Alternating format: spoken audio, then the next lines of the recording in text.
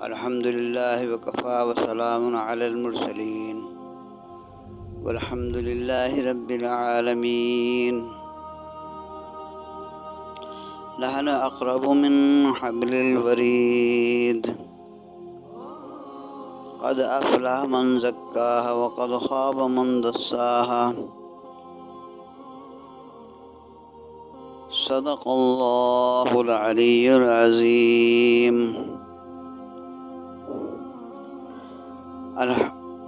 اللہ تعالیٰ کا بہت بڑا کرم ہے، فضل ہے کہ اس ذات نے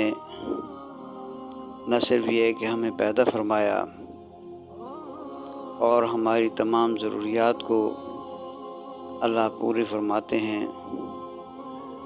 ہمارے رب ہیں، ہمارے رازق ہیں، ہمارے مالک ہیں، اور سب سے بڑی نعمت جو ہے اللہ نے نبی پاک ہمارے پیارے نبی حضرت محمد مصطفیٰ صلی اللہ علیہ وسلم کی امت میں پیدا فرمایا اور ایمان کی دولت عطا فرمائی۔ میرے بھائی دوستو، انسان کسی سے جب محبت کرتا ہے، اس محبت میں تین باتیں اس کے ذہن میں آتی ہیں کہ پہلی بات تو یہ کہ وہ حسن جمال والا ہو اور کمال والا ہو اور مال و نوال والا ہو، احسان کرنے والا ہو۔ تو بھائی دوستو، یہ ساری کی ساری باتیں اللہ تعالیٰ کی ذات اقدس میں یہ پائی جاتی ہیں کہ اللہ تعالیٰ حسن و جمال والے بھی ہیں، اللہ جمیل ویحبہ جمال، اور کمالات والے بھی ہیں کہ ساری کمالات آپ ہی کی ذات سے وابستہ ہیں، پوری کائنات آپ ہی کے کمال کا آئینہ ہے۔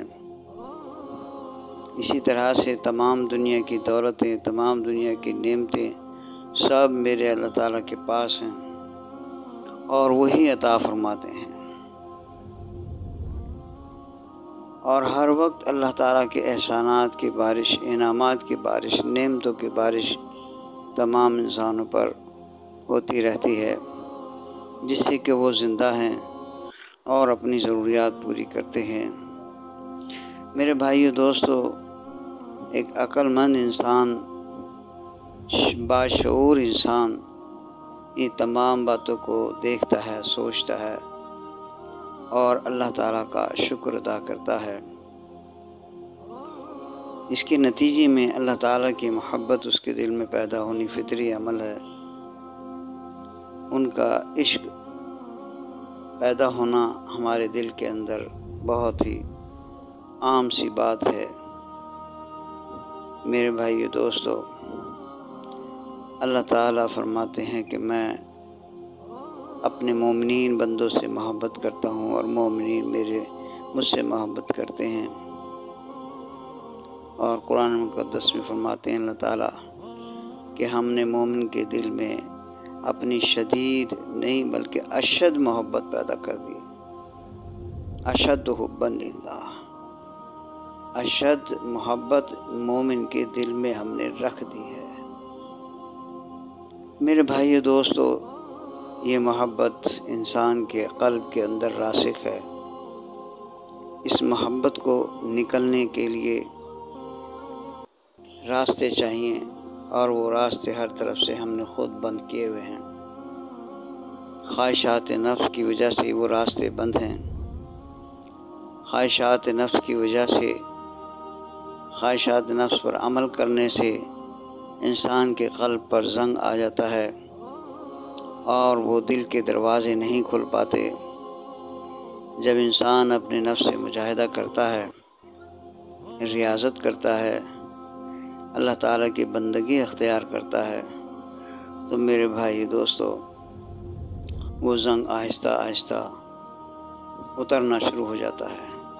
اللہ تعالیٰ کا ذکر کثرت سے کرتا ہے تو وہ زنگ اترنا شروع ہو جاتا ہے۔ اللہ جل جلالہ فرماتے ہیں یا ایھا الذین آمنوا اذکروا اللہ ذکرا کثیرا، اے ایمان والو کثرت سے میرا ذکر کرو۔ تو یہ کثرت سے ذکر صرف ذکر کے لیے اللہ تعالیٰ نے فرمایا ہے، اور کسی بھی حکم کے لیے اللہ تعالیٰ نے کثرت نہیں فرمائی۔ اور یہ ذکر کی کثرت اسی لیے مشائخ کرام کراتے ہیں، ان کے قلب پر ضربیں لگواتے ہیں تاکہ اس ضرب سے انسان کے قلب سے زنگ ہٹ جائے۔ حدیثوں میں آتا ہے کہ جیسے لوہے کو زنگ لگ جاتا ہے ایسے ہی دلوں کو بھی زنگ لگ جاتا ہے، اور اس زنگ کا اتارنا جو ہے وہ اللہ کے ذکر ہے۔ سکالۃ القلوب بذکر لا الہ الا اللہ، اللہ کے ذکر لا الہ الا اللہ کی ضربوں سے وہ دل پر لگا ہوا زنگ ہٹ جاتا ہے، اور انسان کو اللہ تعالیٰ کے احکامات سے اور اللہ تعالیٰ کی ذات اقدس سے پیار ہونا شروع ہو جاتا ہے۔ ہمارے پیارے نبی پاک صلی اللہ علیہ وسلم اور آپ کے فرمانوں سے، آپ کی سنتوں سے پیار ہونا شروع ہو جاتا ہے، کیونکہ انسان دین فطرت پہ پیدا ہوا ہے، تو فطرت انسان کی پاکیزہ ہے۔ کائنات کے اندر اللہ تعالیٰ نے جتنی بھی چیزیں پیدا فرمائی ہیں سب انسان کی خدمت کے لیے پیدا فرمائی ہیں، لیکن انسان کو اپنی عبادت و بندگی کے لیے پیدا فرمایا ہے، اور بندگی بھی وہ اپنی ذات کے فائدے کے لیے نہیں کرا رہے، بلکہ بندگی بھی انسان کو اس کو پاک کرنے کے لیے کرا رہے ہیں، تاکہ اس کا قلب، اس کی روح، اس کا دل و دماغ، پورا وجود پاک ہو جائے، اور وہ جب ہمارے پاس آئے تو ثواب کے انبار لے کر آئے اور پاک صاف مطہر منور ہو کر آئے۔ تو میرے بھائیو دوستو، اللہ تعالیٰ سے ہر وقت مدد مانگنی ہے کہ اے اللہ ہمیں نفس اور شیطان کے اور مخلوقات کے شرور سے ہمیں محفوظ فرما۔ اس کا بھی اللہ تعالیٰ نے راستہ بتایا ہے کہ آپ نے کرنا کیا ہے میری مدد حاصل کرنے کے لیے۔ اللہ فرماتے ہیں وَاسْتَعِینُوا بِالصَّبْرِ وَالصَّلَاةِ، کہ صبر اور نماز کے ذریعے سے ہماری مدد حاصل کرو، کہ شیطان ہر وقت انسان پر حملہ کرنے کے لیے تیار رہتا ہے، اور ایک ظاہر کا یعنی دشمن ہے شیطان، اور ایک اندر کا دشمن ہے نفس، تو انسان دونوں دشمنوں میں اندر اور باہر گھرا ہوا ہے۔ لہٰذا اللہ تعالیٰ نے انسان کو یہی فرمایا کہ وَاسْتَعِینُوا بِالصَّبْرِ وَالصَّلَاةِ، ہم سے مدد حاصل کرو ان دشمنوں کے مقابلے میں نماز اور صبر کے ذریعے سے، یعنی نماز کی پابندی کرو اور صبر کرو، یعنی جو تکالیف ہیں، جو مصائب ہیں، ان پر اللہ کی رضا کے لیے صبر کرو، اللہ سے مدد مانگنے کے لیے صبر کرو۔ اس میں روزہ بھی شامل ہے۔ جو بھی انسان مشقت اٹھاتا ہے، کوئی بیماری ہے، کوئی تکلیف ہے، کوئی ناگواری ہے، کوئی دل کا رنج غم ہے، کسی نے کوئی اہانت کی، کوئی بے عزتی کی، کسی نے کوئی آپ کے ساتھ زیادتی کی، اس پر صبر کرنے سے یہ اللہ تعالیٰ کی ذات کی مدد و نصرت حاصل ہوتی ہے۔ اللہ اکبر کبیرہ، الحمدللہ کثیرہ۔ میرے بھائیو دوستو، اللہ تعالیٰ فرماتے ہیں یا ایھا الذین آمنو، اے ایمان والو ایمان لے آؤ، اے ایمان والو ایمان لے آؤ۔ کیا مطلب یہ ہے کہ ایمان تو آپ لے آئے ہو، لیکن صحیح معنوں میں مومن بن جاؤ۔ ادخلوا فی السلم کافہ، پورے اسلام میں داخل ہو جاؤ۔ ہر بات اللہ جل جلالہ کے ہر کلام، ہر آیت پر عمل کرنے والے بن جاؤ، اور ہمارے محبوب کی کامل اتباع کرنے والے بن جاؤ۔ تو پھر کیا ہے کہ اللہ تعالیٰ کے محبوب بن جاؤ گے، اللہ تعالیٰ کے محبوب بن جاؤ گے۔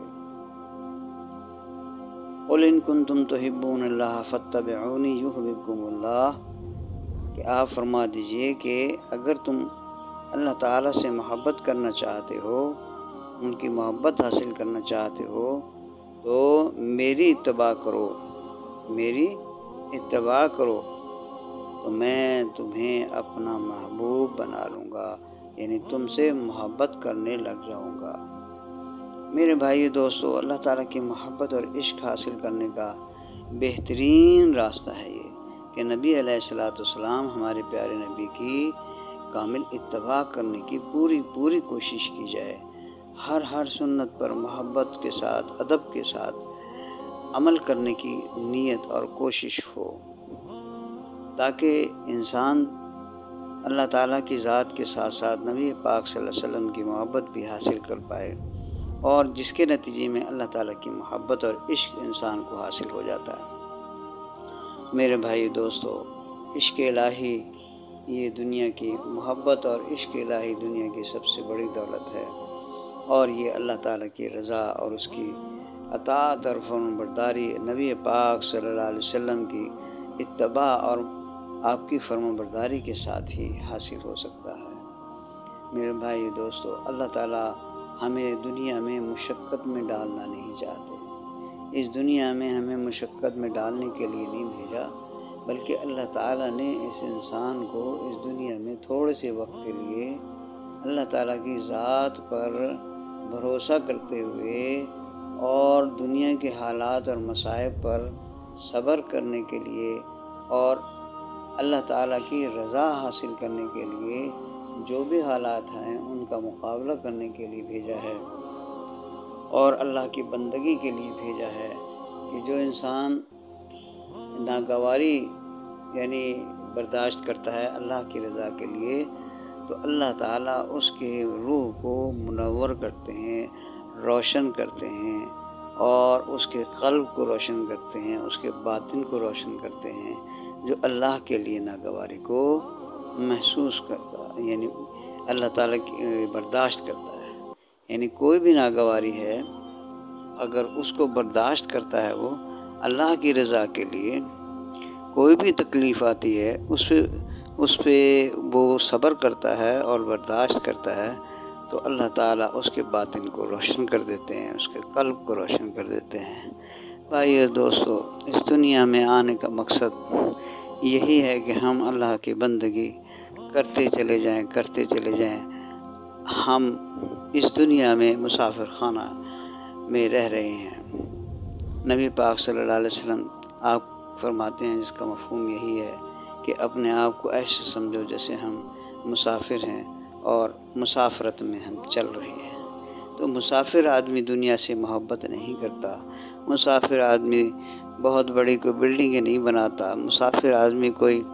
ٹھکانے نہیں بناتا، مسافر آدمی تو اسی انتظار میں ہوتا ہے کہ کب صبح ہوگی اور میں اپنی منزل پہ روانہ ہو جاؤں گا۔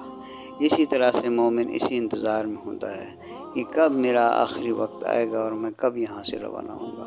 اس کی تو نظر آخرت پہ ہوتی ہے، اللہ تعالیٰ کی ذات پر ہوتی ہے، اس کی رضا پر ہوتی ہے۔ دنیا اور دنیا کے لوگوں سے اس سے کوئی مطلب نہیں ہوتا، کوئی اسے گالی بھی دیتا ہے تو برداشت کرتا ہے، کہتا ہے یار میں مسافر ہوں، اور اس مسافرت میں کیا کسی سے لڑنا ہے، لہٰذا وہ صبر کرتے ہوئے آخرت میں اپنے اللہ، اپنے رب، اپنے محبوب کی محبت میں سرشار رہتے ہوئے انتظار میں ہوتا ہے کہ میرے اللہ، میرے رب مجھے کب جو ہے اپنے پاس بلائیں گے۔ لہٰذا وہ اشتیاق میں ہوتا ہے کہ اللہ سے کب ملاقات ہوگی۔ اللہ تعالیٰ بھی اس سے ملنے کے اشتیاق میں ہوتے ہیں۔ حدیث میں آتا ہے کہ مومن کا اشتیاق مجھ سے ملنے کے لیے بہت ہے، مفہوم ہے، اللہ کا بیش معاف فرمائیں، لیکن میرا اشتیاق اس سے ملنے کے لیے اس سے بھی زیادہ ہے۔ لہٰذا جب مومن اللہ تعالیٰ کی ذات کے ساتھ محبت اور عشق کرتا ہے اور اس کی فرمانبرداری اطاعت اختیار کرتا ہے، تو اللہ تعالیٰ کی ذات بھی اس بندے سے محبت کرتے ہیں اور اس سے ملنے کے منتظر ہوتے ہیں، مشتاق ہوتے ہیں کہ میرا بندہ کب یہاں آئے گا اور میں اسے شاباش دوں اور اپنی عنایات اس پر، نوازشیں اس پر نچھاور کروں اللہ تعالیٰ عمل کرنے کی توفیق عطا فرمائے۔